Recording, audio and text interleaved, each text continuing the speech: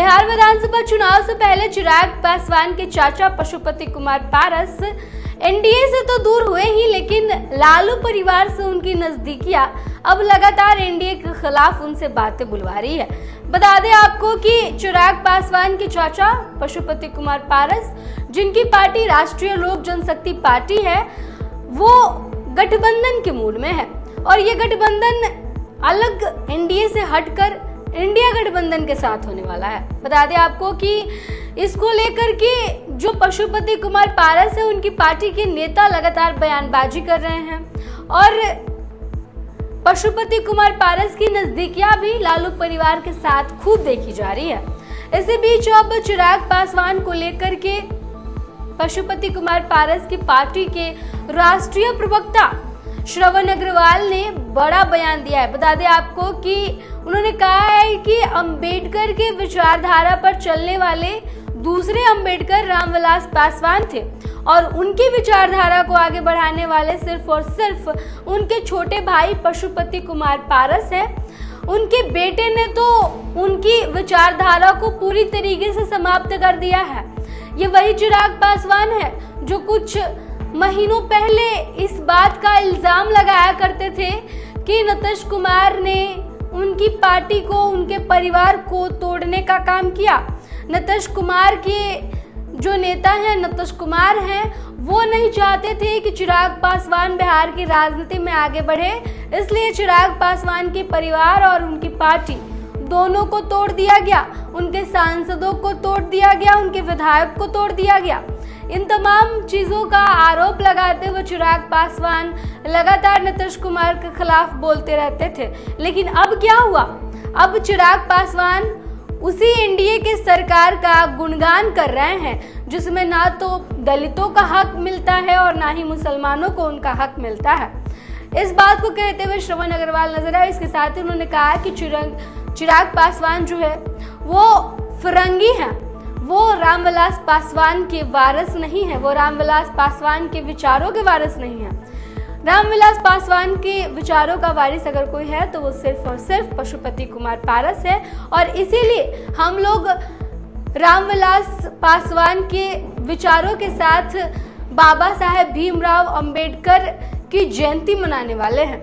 भीमराव अंबेडकर की जयंती के लिए बापू सभागार में राष्ट्रीय लोक जनशक्ति पार्टी की तरफ से 14 अप्रैल को बड़ा कार्यक्रम का आयोजन किया जाएगा, जिसमें देश भर से, बिहार भर से पूरे दलित समाज के लोग पहुंचेंगे। बिहार के बाहर से भी अलग अलग कोने से देश के लोग पहुंचेंगे। क्या कुछ कह रहे हैं, जानकारी दे रहे हैं श्रवण अग्रवाल, उनके पूरे बयान को आपको सुनाते हैं। 14 अप्रैल को भारत रत्न, संविधान के रचयिता, संविधान के शिल्पकार, दलितों के मसीहा, दलितों को जिनका ईश्वर भी कहा जाता है, दलित लोग अपना, देश के दलित उनको अपना भगवान मानते हैं, गॉड मानते हैं, उनका जयंती है 14 अप्रैल। और हर साल जब हमारे नेता रामविलास पासवान जिंदा थे तो 14 अप्रैल को अंबेडकर साहब की जयंती दिल्ली, पटना में बड़ा समारोह करके बड़े धूमधाम से मनाते थे। तो उन्हीं के छोटे भाई हैं रामविलास पशुपति कुमार पारस और उन्हीं के कंधों पर जिम्मेवारी है राष्ट्रीय लोक जनशक्ति पार्टी की और ओरिजिनल लोक जनशक्ति पार्टी की। तो पारस बाबू के नेतृत्व में यह निर्णय लिया गया कि पटना के बापू सभागार में 14 अप्रैल को अंबेडकर साहब की जयंती मनाई जाएगी, क्योंकि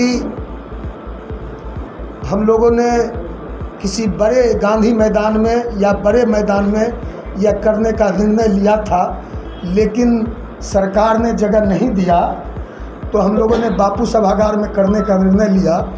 और बापू सभागार की क्षमता मात्र 6000 है, 5500-6000, लेकिन उस दिन 14 अप्रैल को पटना में 20,000 से ज़्यादा दलित सेना के और राष्ट्रीय लोक जनशक्ति पार्टी के कार्यकर्ता और नेता आएंगे, केवल बिहार से, और बिहार के बाहर से भी आएंगे। तो उस दिन पटना पूरी तरह से रामविलास पासवान के कार्यकर्ता, रामविलास पासवान के अनुयायी, रामविलास पासवान के प्रशंसक और राष्ट्रीय लोक जनशक्ति पार्टी के दलित सेना के लोगों से पूरा पटना महाजुटान होगा और महासंकल्प रैली इसका नाम दिया गया। उस दिन हम लोग संकल्प लेंगे रामविलास पासवान जी के विचारधारा, रामविलास पासवान के सिद्धांत वाली, क्योंकि यह एनडीए सरकार रामविलास पासवान के विचारधारा से भटक गई। यह एनडीए सरकार रामविलास पासवान का जो सिद्धांत था, जो इशू रामविलास पासवान ने उठाया था, जो इशू सेट किया था, जो दलितों के लिए, पिछड़ों के लिए, शोषितों के लिए, वंचितों के लिए जो सब्जेक्ट रामविलास पासवान जी छोड़ के इस दुनिया से चले गए, उस सब्जेक्ट से ये एनडीए सरकार भटक गई है। तो जननायक कर्पूरी ठाकुर कहते थे वोट का राज मतलब छोट का राज। तो हम लोग उस दिन संकल्प लेंगे कि 2025 जो इस वर्ष में बिहार में विधानसभा का चुनाव होना है, तो हम छोट का राज स्थापित करेंगे। और यह दलित विरोधी, यह सरकार पूरी तरह से दलित विरोधी है। हमारे नेता पारस बाबू ने भी कहा है कि यह नीतीश कुमार जी के नेतृत्व में जो सरकार चल रही है, यह दलित विरोधी है, यह वंचित विरोधी है, यह अंबेडकर साहब के विचारों की विरोधी सरकार है, यह संविधान विरोधी सरकार है। क्योंकि इस सरकार में जितने भी काम हो रहे हैं वो असंवैधानिक काम हो रहे हैं। जो दलितों को संवैधानिक हक और अधिकार दिया गया, उनसे उनका हक और अधिकार छीना जा रहा है। संविधान की मूल भावना को यह सरकार उस पर हमला कर रही है। मात्र होली से अब तक लेकर 1 दर्जन से ज़्यादा पासवानों की, दलितों की नहीं, केवल पासवानों की हत्या हो गई। और जो अपने आप को एक बताता है, हमने पहले भी कहा कि वह विदेशी है, वह ईस्ट इंडिया कंपनी का पार्टी का राष्ट्रीय अध्यक्ष है। मैंने पहले भी कहा ईस्ट इंडिया कंपनी पार्टी का राष्ट्रीय अध्यक्ष हम क्यों बताते हैं, उसको बिहार का आइटम बॉय हम क्यों बताते हैं? इस मायने में बताते हैं कि ईस्ट इंडिया कंपनी पार्टी का क्या काम था, वह भारत में क्यों आई थी। वह आई थी कि भारतीयों में, देश में फूट डालो और राज करो और अपना राज स्थापित किए। तो ये ईस्ट इंडिया कंपनी पार्टी का राष्ट्रीय अध्यक्ष परिवार को तोड़ा, दल को तोड़ा, रामविलास पासवान के सपनों को तोड़ा, रामविलास पासवान के विचारधारा को तोड़ा। अपने चाचा, वह चाचा जिसके गोद में चिराग पासवान जब से जन्म लिया, जिनके गोद में खेल के कूद के, जिनके गोदी में लाड़ प्यार से पला बड़ा जवान हुआ, और जिन्होंने 2014 में खुट्टा गाड़ के जमुई में पशुपति कुमार पारस जी ने, रामविलास पासवान जी बोले थे पारस जी को कि तुम्हारी जिम्मेवारी है चिराग को लोकसभा भेजना। तो पारस बाबू ने अपने राम के आदेश को माना और वहाँ खुट्टा गाड़ के जमुई में 2014 में इसको जिताकर लोकसभा भेजा। उस पशुपति कुमार पारस जी को कहा कि आपके हमारे खून में फर्क है। 2020 में कहा कृष्णापुरी में बुलाकर कि आपके हमारे खून में फर्क है। उस चाचा को बेइज्जत किया, पार्टी को तोड़ा। अब यह एक बात बोलता है, 3 साल तक घूम घूम के 2021 में पार्टी टूटी।